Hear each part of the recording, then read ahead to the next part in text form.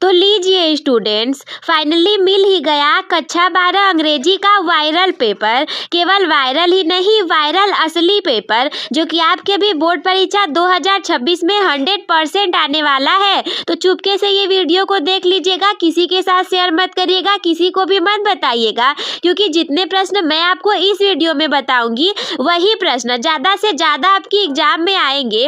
अब हम पूरा असली पेपर तो दिखा नहीं सकते, लेकिन हाँ, कुछ ऐसा पेपर जरूर दे सकते हैं जो कि मॉडल पेपर की तरह हो, लेकिन उसमें के 95% से ज़्यादा प्रश्न आपके परीक्षा में मैच कर जाएं।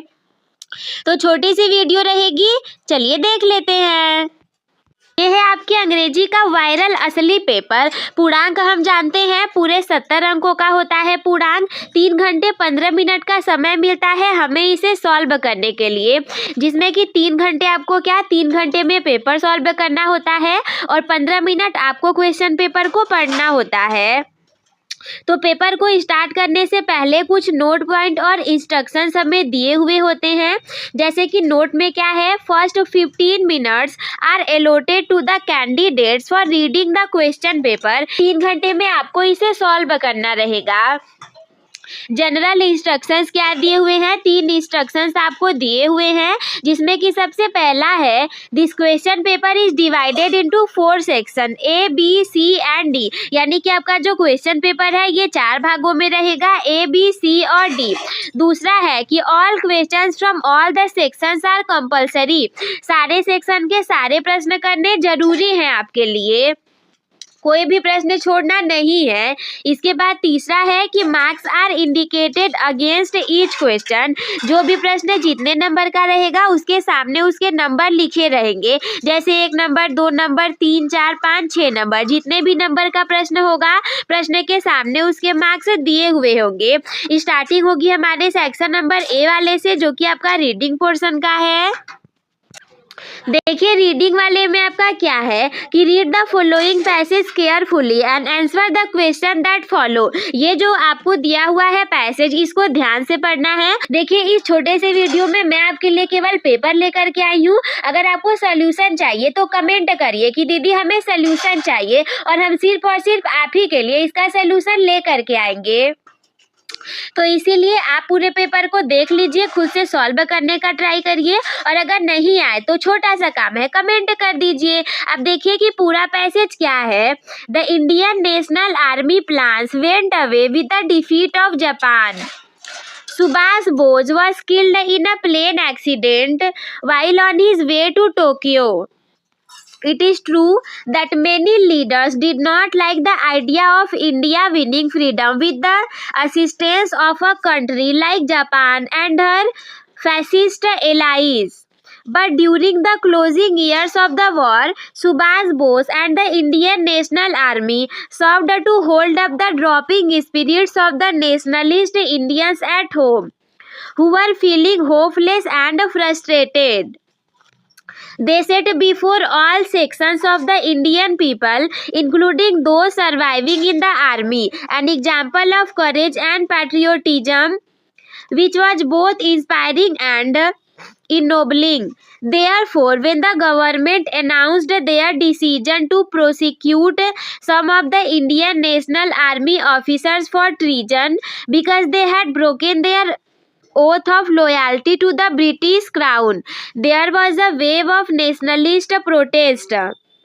There were massive demonstrations all over the country. There were persistent demands that the officers should be released. ये आपका पूरा पैराग्राफ है। अब इसके नीचे इससे रिलेटेड कुछ क्वेश्चंस रहेंगे और उसके आपको आंसर देने होंगे।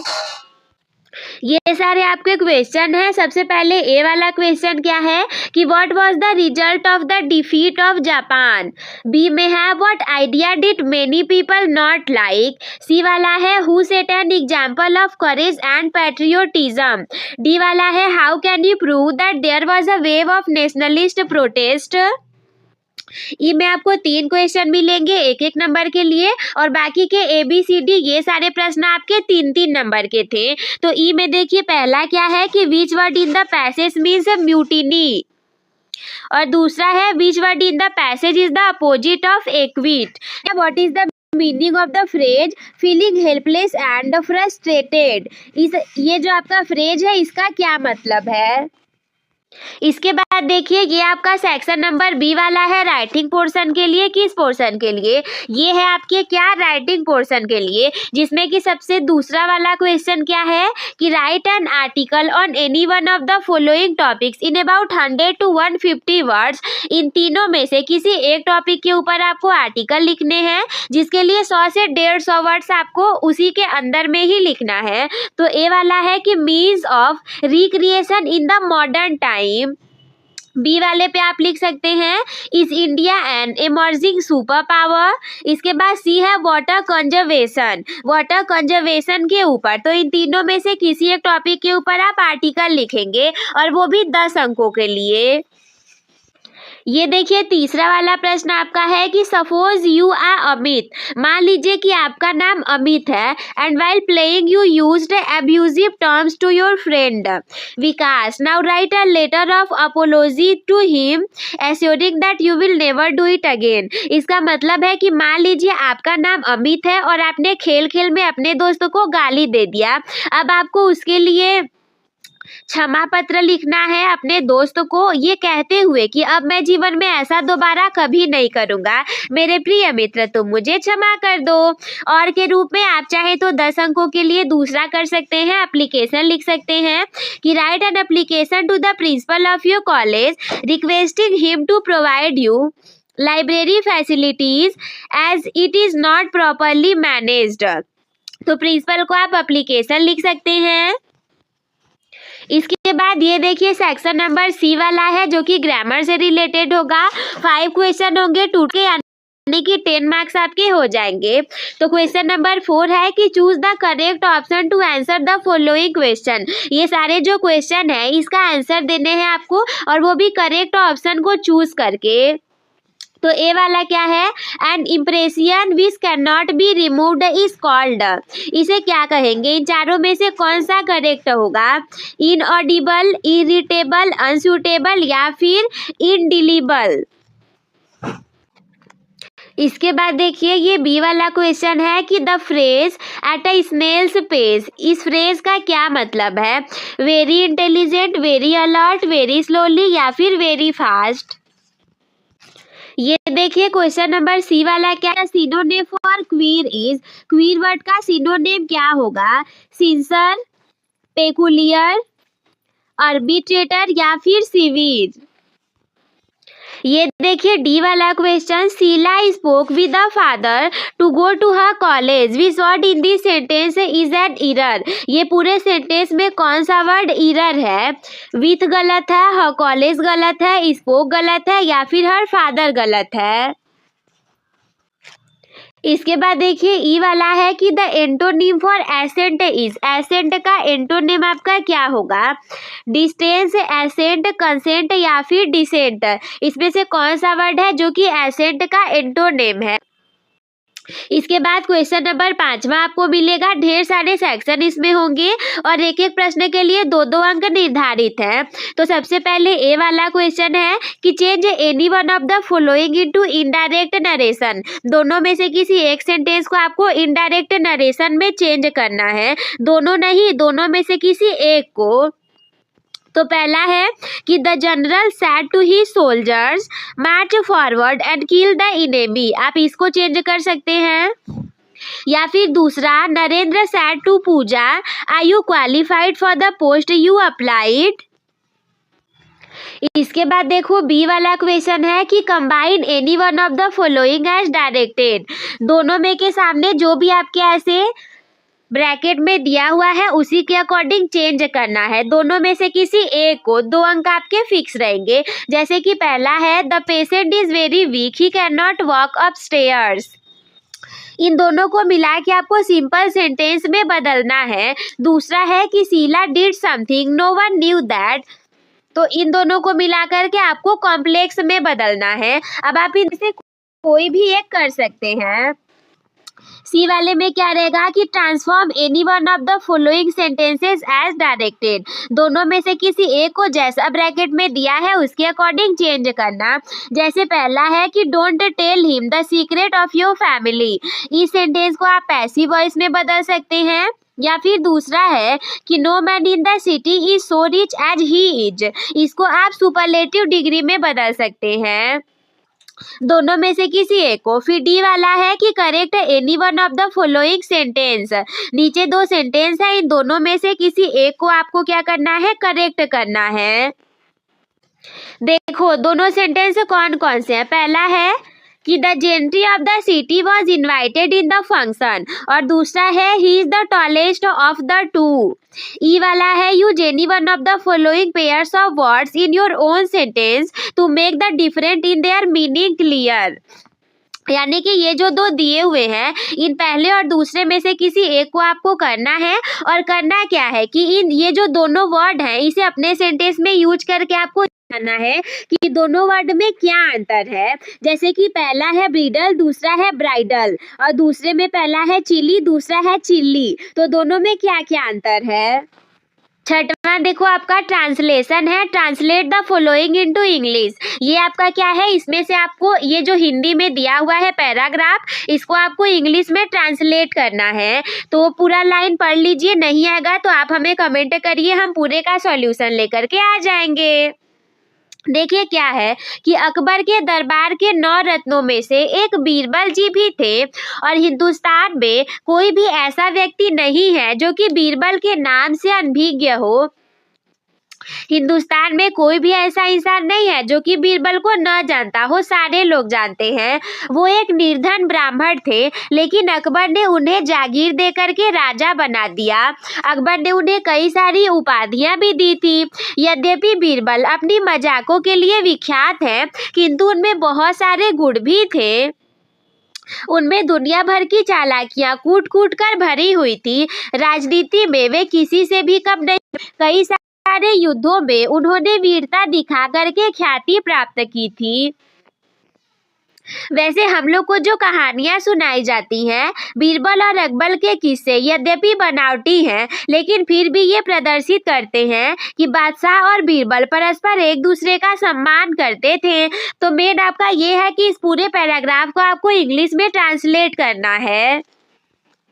इसके बाद देखिए सबसे आखिरी वाला सेक्शन नंबर डी पर हम आ पहुंचे। हमने बताया था पेपर आपका 4 सेक्शन में डिवाइड है, section number A, section number B, section number C और डी। तो ए बी सी हमने देख लिया, अब हम सेक्शन नंबर डी वाले को देख रहे हैं जो कि लिटरेचर पोर्शन से रिलेटेड है।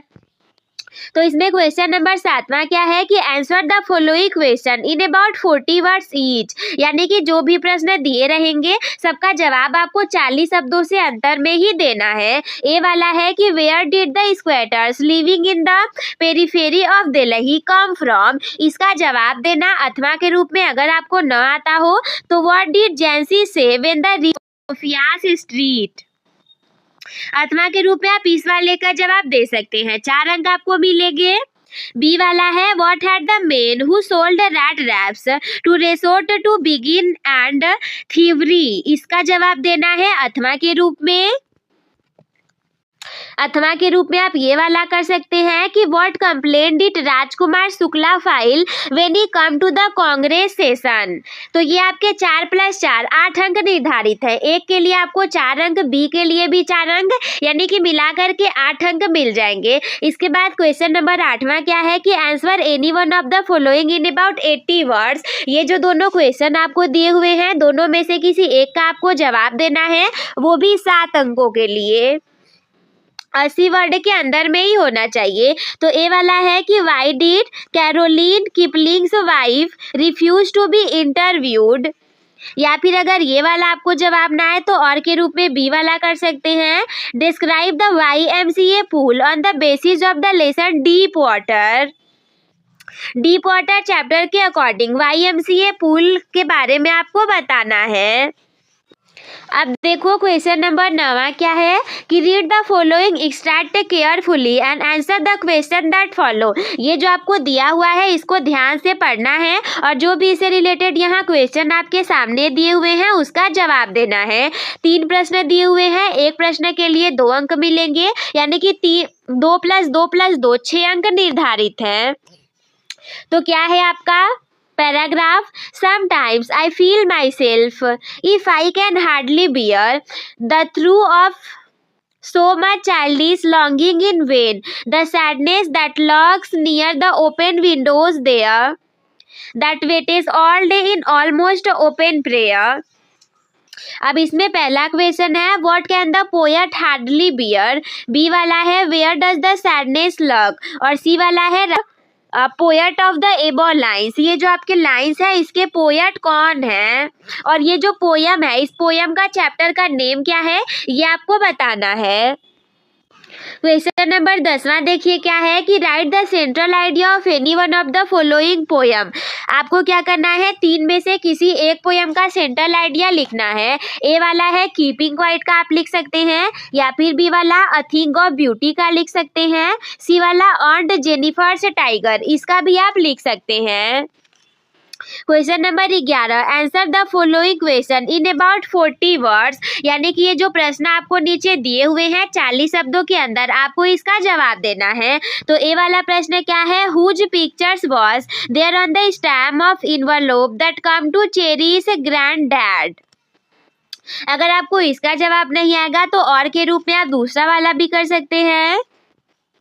और के रूप में देखो आप ये वाला कर सकते हो when did the anxiety of the Maharaja reach a fever pitch. इसके बाद बी वाला question when was the land mass freed to separate into countries. और के रूप में दूसरा क्वेश्चन भी है what was the terrible warning given to the authors Zitkala Sa by her friend Judewin. तो ये आपका 11वें का ए और बी वाला क्वेश्चन हो गया। ए में देखिए 2 हैं, दोनों में से किसी एक को करेंगे 4 अंकों के लिए। फिर बी में भी आपके ये 2 हैं, दोनों में से किसी एक को करेंगे 4 अंकों के लिए। आपके पेपर का सबसे आखिरी question answer any one of the following in about 80 words each. दोनों में से किसी एक का आपको क्या करना है आंसर देना है। तो क्वेश्चन नंबर ए वाला क्या है कि how can you say that doctor Sadao's father was serious about his son's study. या फिर बी वाला what was Bama's reaction after knowing about untouchability. ये देखिए कंप्लीट पेपर एनालिसिस हो गया। अब आप एक काम करिए ये पूरे पेपर को लेकर के बैठिए और इसको सॉल्व करने का ट्राई करिए। और आपके लिए एक ऑफर भी है, यदि आपको ये सॉल्व करने ना आ रहा हो, किसी भी क्वेश्चन में दिक्कत होगा तो आप हमें कमेंट करिए, उस प्रश्न का जवाब हम जरूर सिर्फ और सिर्फ आप ही के लिए लेकर के आएंगे। आप केवल कमेंट करिए, कमेंट में लिखिए सॉल्यूशन। कमेंट में केवल सॉल्यूशन लिखने से आप सभी के लिए सॉल्यूशन हम लेकर के जरूर से आएंगे। तो आई होप मेरे प्यारे दोस्तों कि आप सभी लोगों को आज का ये अंग्रेजी का वायरल पेपर अच्छे से समझ में आ गया होगा। सारे प्रश्नों को सॉल्व कर लीजिए क्योंकि कोई भरोसा नहीं है कि क्या पता पूरा का पूरा पेपर यहीं से आ जाए, और एक नंबर भी हम बिल्कुल नहीं छोड़ सकते हैं। तो इसीलिए पूरे पेपर को सॉल्व कर लीजिए, नहीं आएगा तो कमेंट कर दीजिएगा, हम सॉल्व करवा देंगे। ऐसी ही इम्पोर्टेंट वीडियोस आप लोग को डेली इस चैनल पर मिलती रहती हैं। आप ही लोगों के लिए बहुत ज़्यादा मेहनत की जाती है। तो हम मिलते हैं आपसे किसी अगले वीडियो में, तब तक के लिए धन्यवाद। और अंत में बिना मोटिवेशनल शायरी के हम कैसे एंड कर सकते हैं, तो ये कुछ इस प्रकार है कि रख हौसला वो मंजर भी आएगा, तू रख हौसला वो मंजर भी आएगा, और प्यासे के पास चलकर समंदर भी आएगा। और यूं थककर ना बैठ ए मंजिल के मुसाफिर, यूं थककर ना बैठ ए मंजिल के मुसाफिर, कि मंजिल भी मिलेगी और मिलने का मजा भी आएगा। तो हम मिलते हैं आपसे किसी अगले वीडियो में, तब तक के लिए धन्यवाद। मस्त रहिए, स्वस्थ रहिए, व्यस्त रहिए, आप सभी हंसते खेलते और मुस्कुराते रहिए।